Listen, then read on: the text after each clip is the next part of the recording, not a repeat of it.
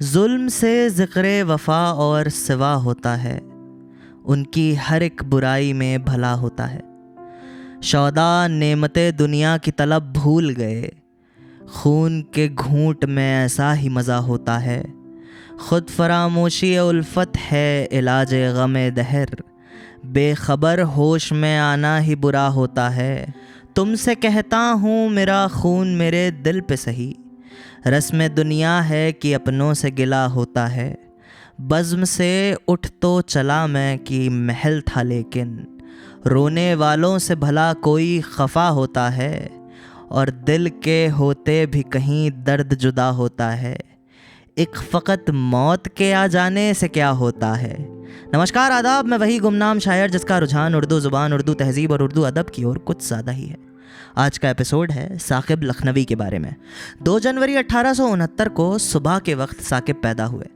ये अभी 6 महीने के ही थे कि कुछ कारणों की वजह से उनके वालिद ने आगरा छोड़ दिया और सपरिवार लखनऊ चले गए।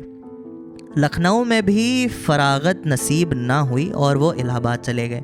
यहाँ 15-16 बरस रहने के बाद नौकरी से इस्तीफ़ा दे दिया और रियासत भोपाल में 1897 में वकालत का पेशा इख्तियार किया और बड़ी नामवरी हासिल की।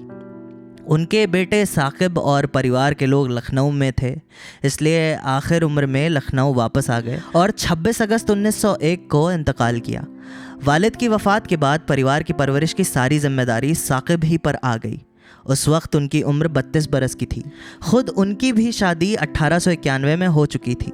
साकिब की आरंभिक शिक्षा पुराने ढंग से हुई थी। अरबी, फ़ारसी और उर्दू में तालीम लेने के बाद वालिद के आग्रह पर आगरा के सेंट जोन्स कॉलेज से अंग्रेज़ी में एंट्रेंस पास किया था। वहीं उनकी मुलाकात सफ़ी लखनवी और ज़की मुरादाबादी से हुई। ये दोनों हज़रत कमाल के शायर, लेखक और निबंधकार थे। साकिब को उनकी संगत जो मिली तो उनकी शायरी पर उन्मुख तबीयत के खूब जौहर खुले। आगरे में शिक्षा पूरी करके जब वो वापस लखनऊ आए तो उनकी मुलाकात राजा महमूदाबाद मोहम्मद असीर हसन खां बहादुर से हुई और उन्होंने उनकी कदरदानी करते हुए रियासत के सारे साहित्यिक मामले साकिब के सुपुर्द कर दिए और उनके नाम 50 रुपये महीने वजीफ़ा जारी कर दिया। लेकिन खुशहाली नसीब ना हुई। एक मद्रासी व्यापारी के सांझे में 1898 में लखनऊ में कुछ व्यापार शुरू किया, लेकिन उसमें बहुत नुकसान हुआ। आखिर परेशान होकर 1906 में कलकत्ता चले गए। वहाँ ईरान के सफ़ीर से मुलाकात हुई तो उन्होंने साकिब की काबिलियत देखकर उन्हें अपना विशेष सचिव नियुक्त कर लिया। अवध की शाम का ये आदि शायर जुल्फ़े बंगाल में कैद ना हो सका। इत्तेफाक से 2 बरस बाद 1908 में राजा महमूदाबाद ने उनको फिर तलब कर लिया और ये वापस लखनऊ आ गए। कलकत्ता की आरामदेह ज़िंदगी को छोड़कर उसी 50 रुपये महीना वजीफ़े में उम्र गुजार दी।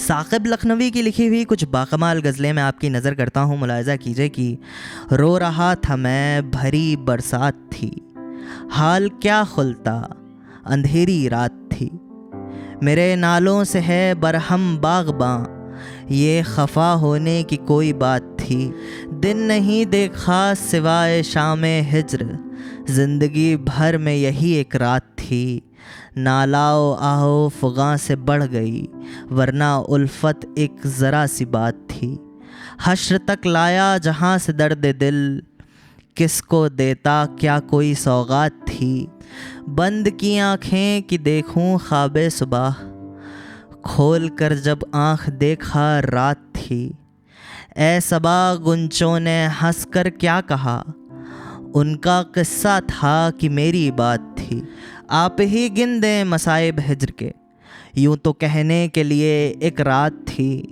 हिचकियों से राज उल्फत खुल गया, आ गई मुँह पर जो दिल में बात थी, शाम मरकत तुझसे शिकवा है मुझे, मेरे घर में भी अंधेरी रात थी, कुछ न कुछ साकिब ने पैदा कर लिया, ये ज़मी तो दुश्मने अबियात थी। एक और मुलाहिज़ा कीजिए कि कहाँ तक जफ़ा हुस्न वालों की सहते, जवानी जो रहती तो फिर हम न रहते, लहू था तमन्ना का आंसू नहीं थे, बहाए न जाते तो हरगिज़ न बहते, वफ़ा भी न होता तो अच्छा था वादा, घड़ी दो घड़ी तो कभी शाद रहते, हुजूमे तमन्ना से घुटते थे दिल में, जो मैं रोकता भी तो नाले न रहते।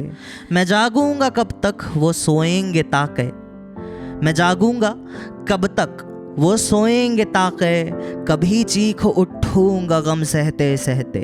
बताते हैं आंसू कि अब दिल नहीं है, जो पानी न होता तो दरिया न बहते।